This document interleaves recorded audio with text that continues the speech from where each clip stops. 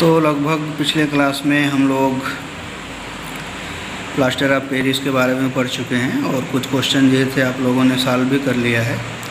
तो अब लगभग चैप्टर के जितने एनसीईआरटी के सिलेबस थे हमारे कंप्लीट हो चुके हैं, लेकिन साल्ट के बारे में हम पढ़े हैं। लवण किसे कहते हैं, तो लवण की परिभाषा तो आप लोग पढ़ चुके हैं, लेकिन लवण कितने प्रकार के होते हैं उसके कुछ कुल मिला के 6 प्रकार के लवण होते हैं। तो उसकी डिफिनीशन हम चाह रहे हैं कि बता दें, इसलिए कि इसी साल एक क्वेश्चन पूछा था कि निम्नलिखित में से अम्लीय लवण है। तो लवण के प्रकार अगर जानेंगे तो उससे क्वेश्चन अगर आएगा तो करना आपको आसान हो जाएगा। तो इस वीडियो में हम यही लवण के प्रकार के बारे में और एक्सरसाइज के क्वेश्चन बताएंगे। क्वेश्चन बोल करके फिर उसका आंसर हम बोलेंगे, सिर्फ लिखेंगे कुछ नहीं क्वेश्चन आंसर में, इसलिए ध्यान से सुनिएगा और सुन के उसका आंसर लिख करके नोट्स बना लीजिएगा। तो सबसे पहले टाइप्स ऑफ साल्ट लिख लेते हैं।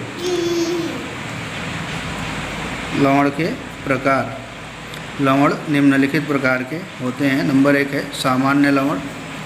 वे लवण जो एक धनायन और एक ऋणायन से मिलकर बने होते हैं तथा जिसमें विस्थापनी H+ या OH- नहीं होते हैं, सामान्य लवण कहलाते हैं। कहने का मतलब कोई भी ऐसा लवण जिसमें सिर्फ एक ही धनायन हो और एक ऋणायन हो, उसी को हम कहेंगे सामान्य लवण। उसमें हाइड्रोजन आयन H+ नहीं दिखाई देगा और OH- नहीं दिखाई देगा। विस्थापनीय का मतलब होगा अगर इसको हम जल में घोलें तो H+ अलग हो जाएगा, ठीक है, या OH- अलग हो जाए। तो H+ OH- ना दिखाई दे, एक प्रकार का धनायन हो और एक ही प्रकार का ऋणायन हो, तो उसी को हम क्या बोलेंगे, सामान्य लवण, कॉमन साल्ट, या इसी को हम बोलते हैं सरल लवण। जैसे उदाहरण NaCl, Na+, sodium ion, chloride ion, ये सोडियम सल्फेट, एक सोडियम आयन, एक sulphate ion, potassium nitrate, potassium ion, nitrate ion, barium nitrate, barium ion और नाइट्रेट आयन। ये सारे हमारे एग्जाम्पल किसके हो गए, सामान्य लवण के। अगला है अम्लीय लवण, यही पूछा हुआ था इस साल। वे लवण जिसमें विस्थापनीय H+ होते हैं अम्लीय लवण कहलाते हैं। कोई भी ऐसा साल्ट जिसमें H हाइड्रोजन दिखाई दे, ध्यान रखिएगा, लवण हो H दिखाई दे तो उसी को हम क्या बोलते हैं, H+। विस्थापनीय H+ का मतलब होता है ना, अगर इसको हम जल में घोलेंगे तो हमको H+ आयन मिलेगा, मतलब H+ आयन प्राप्त होगा।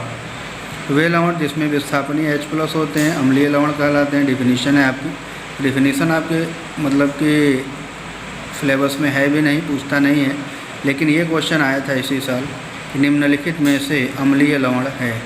तो उसमें ये भी एग्जाम्पल था एक NaHCO3, sodium hydrogen carbonate, sodium hydrogen sulphate, ये H दिखाई देगा, ध्यान रखिएगा, यही पहचान है क्या बोलते हैं अम्लीय लवण की। NaHSO4, सोडियम हाइड्रोजन सल्फेट, ऐसी को बोलते हैं सोडियम बाईसल्फेट, सोडियम हाइड्रोजन कार्बोनेट या सोडियम बाईकार्बोनेट, ठीक है। अगला है हमारा क्षारीय लवण या क्षारकीय लवण। वे लवण जिसमें OH- होते हैं, विस्थापनीय OH- हाइड्रोक्साइड आयन होते हैं, क्षारकीय लवण कहलाते हैं। तो डायरेक्ट पहचान में आ जाता है, इसमें कुछ करना ही नहीं है। मैग्नीशियम हाइड्रॉक्सी क्लोराइड MgOHCl, ये OH दिखाई देगा उसमें, तो समझ लीजिएगा कि ये कैसा लवण है, क्षारकीय लवण। Zinc hydroxy chloride ZnOHCl, lead hydroxy chloride PbOHNO3 आदि। मिश्रित लवण, ये भी लवण है हमारे सिलेबस में। वे लवण जिनमें एक से अधिक प्रकार के धनायन या ऋणायन होते हैं मिश्रित लवण कहलाते हैं। जैसे उदाहरण में था हमारा CaOCl, पहचानते होंगे इसको, CaOCl2, यह है ब्लीचिंग पाउडर। तो कभी कभी क्वेश्चन बन सकता है कि ब्लीचिंग पाउडर किस प्रकार का लवण है, ब्लीचिंग पाउडर मिश्रित लवण है। क्लियर। अगला है हमारा द्विक लवण। 2 सरल लवणों के जलीय विलयन के वाष्पीकरण से प्राप्त लवण को द्विक लवण कहते हैं। कहने का मतलब है कि 2 सरल लवण हो, पहला वाला सामान्य लवण, दोनों को जल में घोलकर उनका वाष्पीकरण करा दें और दोनों लवण को वाष्प को आपस में मिला दें। फिर उसके बाद से वाष्प जब ठंडा होगा तो वो क्रिस्टल जो प्राप्त होंगे उसी को हम क्या बोलेंगे, द्विक लवण। इनका अस्तित्व केवल ठोस अवस्था में होता है। ये भी क्वेश्चन बहुत इंपॉर्टेंट बनता है कि द्विक लवण का अस्तित्व सिर्फ ठोस अवस्था में पाया जाता है। क्यों? तो क्योंकि जलीय विलयन में अपने आयनों में टूट जाते हैं और ये आयन्स उनके सरल लवण, जिन लवणों से मिलकर वे बने होते हैं, वो उनके आयन्स होते हैं। इनका अस्तित्व केवल ठोस अवस्था में होता है। द्विक लवण की सबसे बड़ी क्वालिटी है कि अस्तित्व केवल ठोस अवस्था में होता है। जलीय विलयन में ये सरल लवणों के आयनों में टूट जाते हैं। जैसे हमारा उदाहरण है K2SO4 Al2SO4 का होल थ्राइस इंटू 24 H2O। फिटकरी नाम सुने ही होंगे। तो इसमें दो लवण लेते हैं, पोटेशियम सल्फेट, एल्युमिनियम सल्फेट, दोनों के वाष्प को इकट्ठा करके हम क्रिस्टल बनाते हैं। तो हमारा क्या बनता है, पोटेशियम एल्युमिनियम सल्फेट। इसी को हम बोलेंगे द्विक लवण। अगर इसको हम जल में घोलें तो क्या होगा, पोटेशियम आयन, एल्युमिनियम आयन और सल्फेट आयन प्राप्त होंगे। इसका मतलब potassium ion sulphate ion potassium sulphate के आयन हो जाएंगे, एल्युमिनियम आयन सल्फेट आयन किसके हो जाएंगे, एल्युमिनियम सल्फेट के आयन हो जाएंगे। इसलिए हम कहते हैं कि द्विक लवण का अस्तित्व केवल ठोस अवस्था में होता है। विलयन में ये सरल लवण के आयनों में टूट जाते हैं। सबसे लास्ट है संकर लवण। ये इसका एग्जाम्पल है, क्या बोलते हैं, डेफिनेशन आप तैयार कर लीजिएगा, रट लीजिएगा और इसका एग्जाम्पल पहचान लीजिएगा। कॉम्प्लेक्स साल्ट वे लवण जिनमें आयन अथवा उदासीन अणु किसी धात्विक धनायन के साथ उपसहसंयोजक बंध बनाते हैं, संकर लवण कहलाते हैं। वे लवण जिनमें आयन अथवा उदासीन अणु किसी धात्विक धनायन के साथ उपसहसंयोजक बंध बनाते हैं, संकर लवण कहलाते हैं। उपसहसंयोजक बंध क्या होता है, ये आप अभी आगे अगले क्लास में फिर इसको अगले क्लास में इसके बारे में पढ़ेंगे। संकर लवण कहलाते हैं। संकर लवण को जल में घोलने पर संकर आयन प्राप्त होते हैं। विलयन में संकर आयन अपने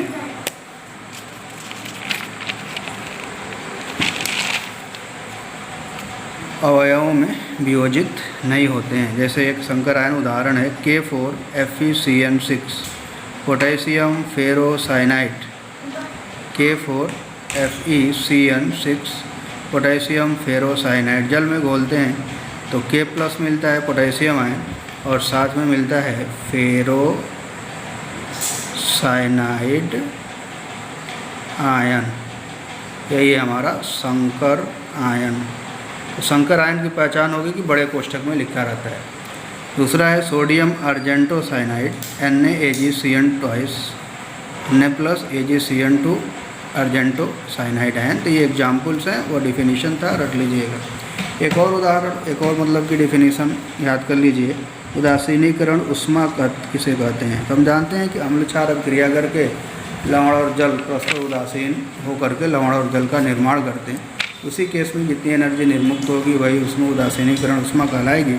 लेकिन एग्जैक्ट डिफिनीशन की बात करें तो तनु विलयन में किसी अम्ल के 1 ग्राम तुल्यांक को किसी क्षारक के 1 ग्राम तुल्यांक द्वारा उदासीन करने में जितनी ऊर्जा उत्सर्जित होती है उसे उदासीनीकरण उष्मा कहते हैं। याद कर लीजिएगा डिफिनेशन। तनु विलयन किसी अम्ल के 1 ग्राम तुल्यांक को किसी क्षारक के 1 ग्राम तुल्यांक द्वारा उदासीन करने में जितनी ऊर्जा उत्सर्जित होती है उसे उदासीनीकरण उष्मा कहते हैं। एकदम रट लीजिएगा इसको, किसी भी एग्जाम में पूछा जाता है ये। प्रबल अम्ल तथा प्रबल क्षारक के उदासीनीकरण में सदैव 13.7 किलो कैलोरी ऊर्जा निर्मुक्त होती है। 13.7 किलो कैलोरी। प्रबल अम्ल और प्रबल क्षार के उदासीनीकरण से जब लवण और जल बनता है तो उस केस में एनर्जी कितनी रिलीज होती है, 13.7 किलो कैलोरी। प्रबल अम्ल तथा दुर्बल क्षारक अथवा दुर्बल अम्ल और प्रबल क्षारक या दुर्बल अम्ल और दुर्बल क्षारक के उदासीनीकरण उष्मा का मान सदैव 13.7 किलो कैलोरी से कम होता है।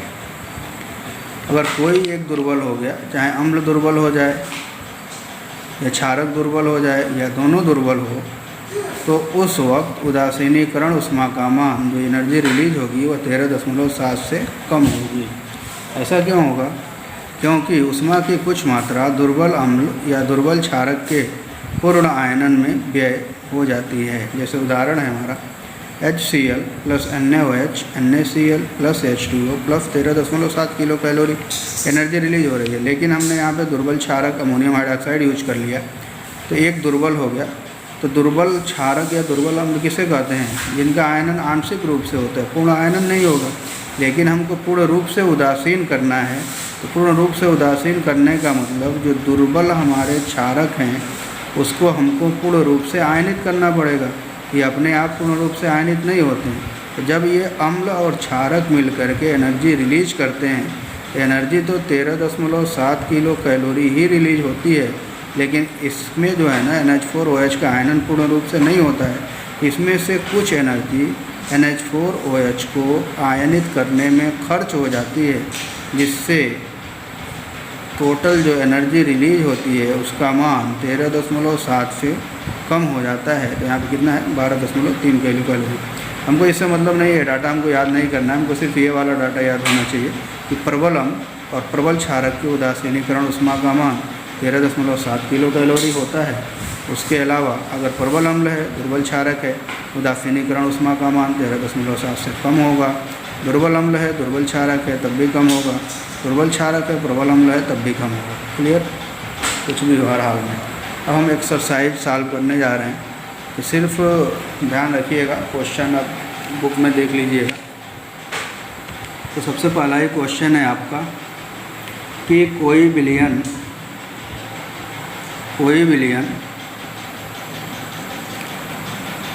लाल लिटमस को नीला कर देता है। कोई विलयन लाल लिटमस को नीला कर देता है, इसका pH संभवतः क्या होगा? तो हम जानते हैं कि क्षारीय विलयन, क्षार का जो विलयन होता है वह लाल लिटमस को नीला कर देता है। तो क्षार का pH मान 7 से अधिक होता है। अगर इसमें हम देखें चारों ऑप्शन में, तो एक पहला 1, दूसरा 4, तीसरा 5 और चौथा क्या है 10। तो 7 से अधिक इसमें कौन है? 10। इसलिए हमारा आंसर क्या होगा? डी। क्यों? क्योंकि विलयन में लाल लिटमस नीला हो जाता है, जिसका pH 7 से ज़्यादा होता है। दूसरा क्वेश्चन है आपका, कोई विलयन अंडे के पिसे हुए कवच से अभिक्रिया करके एक गैस उत्पन्न करता है जो चूने के पानी को दुधिया कर देती है। इस विलयन में क्या होगा? अंडे का पिसा हुआ कवच मतलब अंडे का जो ये उसका जो क्या बोलते हैं कवर होता है ना अंडे का, उसमें हमारा कैल्शियम कार्बोनेट होता है CaCO3।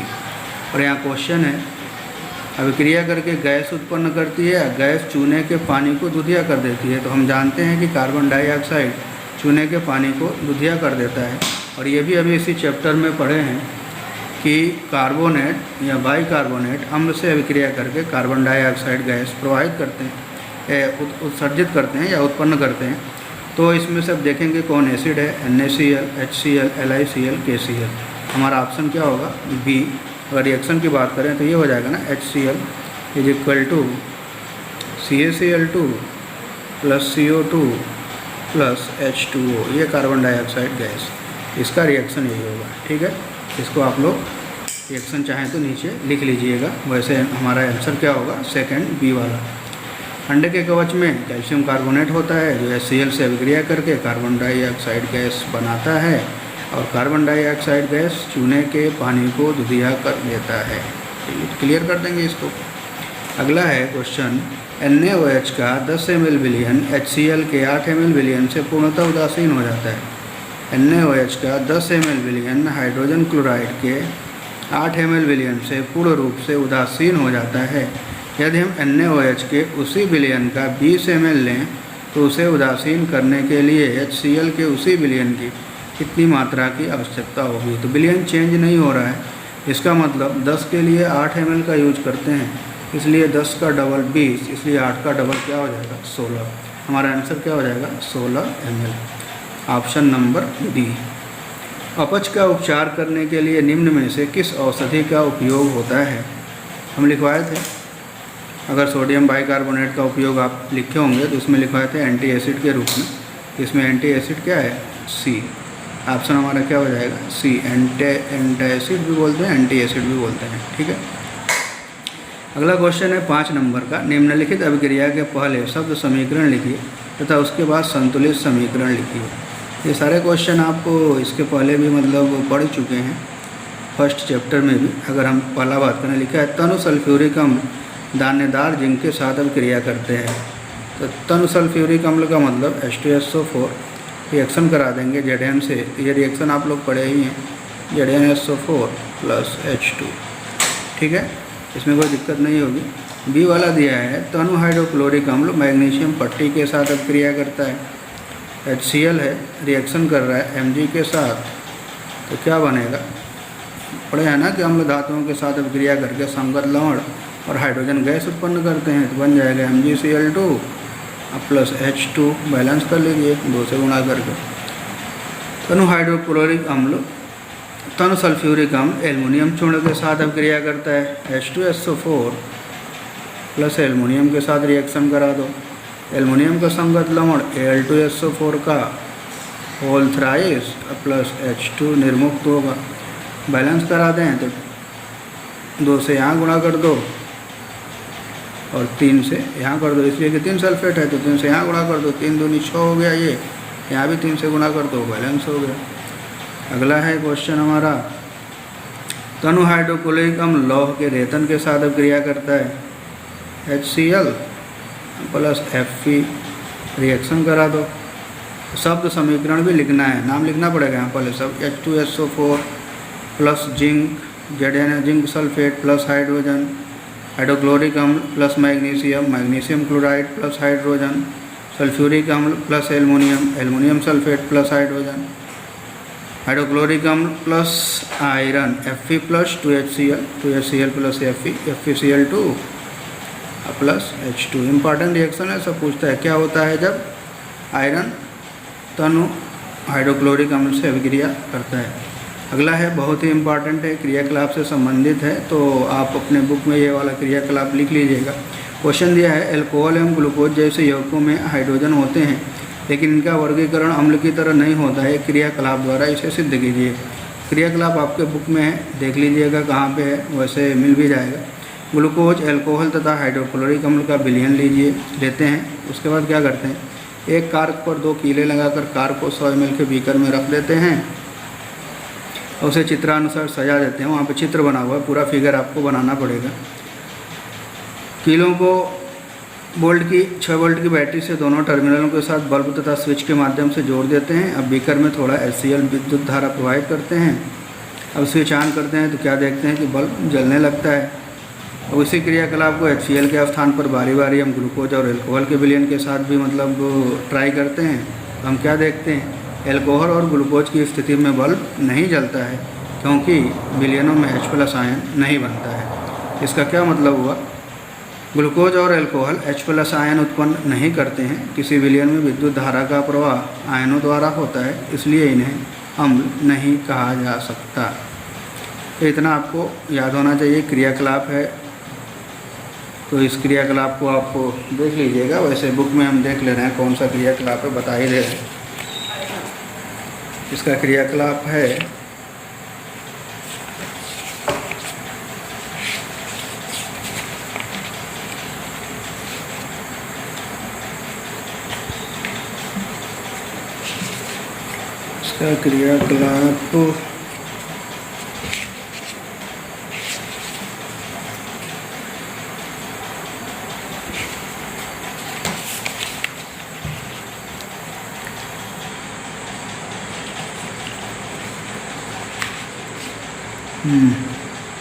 ये वाला क्रियाकलाप 2.8, ये वाला जो दिख रहा है ना, ये इसी को अच्छे से अपने लैंग्वेज में लिख लीजिएगा। लिखने के बाद ये फिगर भी बना लीजिएगा, क्लियर कर लीजिएगा, पूरा लास्ट तक जो बोले हैं वही लिखो के कंप्लीट। 2.3 वाला फिगर बनेगा, ठीक है। अगला क्वेश्चन है हमारा, दिखाई देते हैं बुक से भी क्वेश्चन को।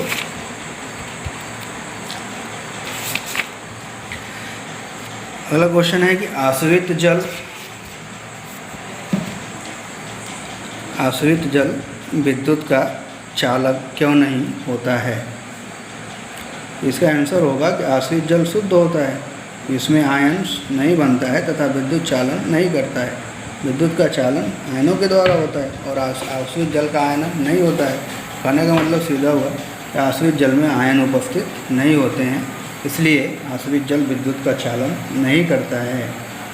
जबकि वर्षा के जल में थोड़ी मात्रा में अम्ल होते हैं, क्योंकि वायु में उपस्थित सल्फर डाइऑक्साइड और nitrogen dioxide gas SO2 sulphur dioxide और NO2 नाइट्रोजन डाइऑक्साइड गैस जल से मिलकर इसे अम्लीय बना देते हैं। ये अम्ल, जब अम्ल होगा तो H+ होगा उसमें, इसलिए ये अम्ल H+ आयन उत्पन्न करते हैं, जिसके कारण विद्युत धारा का चालन हो जाता है। कहने का मतलब सीधा ये होता है आश्रित जल में आयंस नहीं होते हैं, इसलिए आश्रित जल विद्युत का चालन नहीं करते हैं। जबकि वर्षा के जल में, वर्षा का जल थोड़ा सा अम्लीय होता है, अम्ल की वजह से उसमें H+ आयंस होते हैं, इसकी वजह से विद्युत का चालन करता है। अगला क्वेश्चन है 5 बिलियन दिया हुआ है। 5 बिलियनों A, B, C, D, E की सार्वत्रिक सूचक से जांच की जाती है। pH के मान क्रम से 4, 1, 11, 7 एवं 9 प्राप्त होते हैं। वह कौन सा विलयन उदासीन है, प्रबल क्षारीय है, प्रबल अम्लीय है, दुर्बल अम्लीय है, दुर्बल क्षारीय है? तो आप इसको आराम से जानते भी हैं, इसके पहले भी ये क्वेश्चन इस टाइप का बता चुके हैं, इसको सॉल्व कर लीजिएगा। और pH के मानों को हाइड्रोजन आयन की सांद्रता के आरोही क्रम में व्यवस्थित कीजिएगा। ये क्वेश्चन सॉल्व करके ज़रूर कमेंट करके व्हाट्सएप पे या मतलब कि दिखाइएगा। अगला क्वेश्चन है प्रश्नली ए और बी में समान लंबाई की मैग्नीशियम की पट्टी लीजिए। प्रश्नली ए में हाइड्रोक्लोरिक अम्ल, प्रश्नली बी में एसिटिक अम्ल डालिए। दोनों अम्लों की मात्रा तथा सांद्रता समान है, किस प्रश्नली में अधिक तेज़ी से बुदबुदाहट होगी और क्यों? इसमें 2 एसिड है, एक CH3COOH है एसिटिक अम्ल, और एक HCl है, क्या बोलते हैं, हाइड्रोक्लोरिक अम्ल। इससे क्वेश्चन पूछने का मतलब है कि आप पहचान रहे हैं कि नहीं प्रबल अम्ल और प्रबल क्षार के बारे में। जो अम्ल प्रबल होगा उसमें ज़्यादा हाइड्रोजन गैस मुक्त होगी, जो दुर्बल होगा तो उसका आयनन कम होगा तो उसमें कम हाइड्रोजन गैस निकलेगी। अधिक बुदबुदाहट किसके साथ होगी? HCl के साथ, और कम बुदबुदाहट किसके साथ होगी? CH3COOH के साथ। तो अगर हम बात करें प्रश्नली ए में बुदबुदाहट अधिक तेज़ी से होती है क्योंकि HCl एक प्रबल अम्ल है जो पूर्णतः वियोजित होकर H+ और Cl- आयन अधिक मात्रा में बनाते हैं, जबकि CH3COOH एक दुर्बल अम्ल है जो कम मात्रा में H+ आयन बनाते हैं क्योंकि यह कम विघटित हो पाता है। अगला क्वेश्चन है कि ताज़े दूध के pH का मान 6 होता है, दही बन जाने पर इसके pH के मान में क्या परिवर्तन होगा? तो सीधा सीधा मतलब है दूध से दही बनने की प्रक्रिया में लैक्टिक अम्ल का निर्माण होता है, तो अम्ल बन रहा है, तो अम्ल बनेगा तो pH मान कम हो जाएगा, इसके कारण इसका pH 6 से कम हो जाता है। अगला क्वेश्चन है कि एक गवाला ताज़े दूध में बेकिंग सोडा मिलाता है, ताज़े दूध के pH के मान को 6 से बदलकर थोड़ा क्षारीय क्यों बना देता है? बेकिंग सोडा का विलयन हम जानते हैं क्षारीय होता है, pH मान 6 से बदल जाएगा, विलयन क्षारीय हो जाएगा। इस दूध को दही बनने में अधिक समय क्यों लगता है?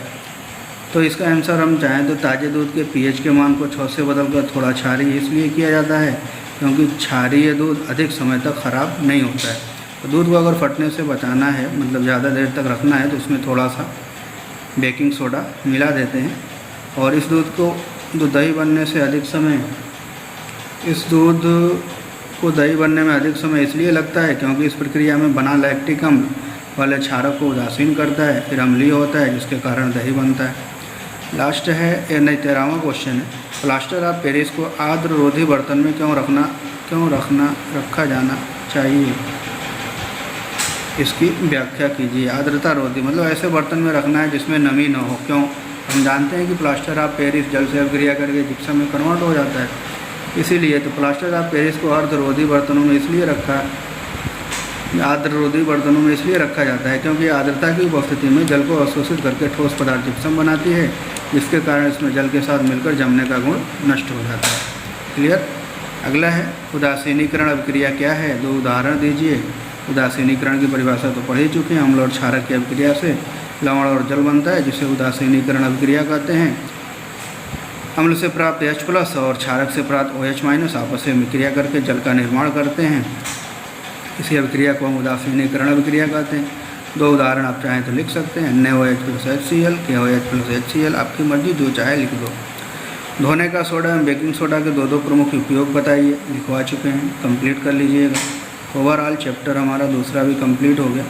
अब तीसरा, चौथा और पाँचवा कुल मिला के 3 ही चैप्टर हैं, और अगर आपको अच्छे से पढ़ाई करें तो 5 ही चैप्टर है। 5 नंबर से 20 नंबर का क्वेश्चन केमिस्ट्री से पूछता है, तो थोड़ा सा मतलब सीरियस होकर के पढ़ाई करें और ध्यान लगा के पढ़ें। फिर जो नहीं आता है उसको पूछें, और वीडियो को 1 बार 2 बार जब ध्यान से सुनेंगे, ये नहीं कि बस स्किप करके आप स्क्रीनशॉट लेकर के नोट्स बना लें, तो फिर कोई फ़ायदा नहीं होगा। जब तक कंप्लीट सुनेंगे नहीं, समझ में कुछ नहीं आएगा। ठीक है, ऐसा कर लीजिए। और फिर उसके बाद से कंप्लीट करके ये चैप्टर उम्मीद करते हैं कि 1-2 दिन में कंप्लीट कर लेंगे। उसके बाद हम फिर नए चैप्टर की शुरुआत करते हैं। Thank you.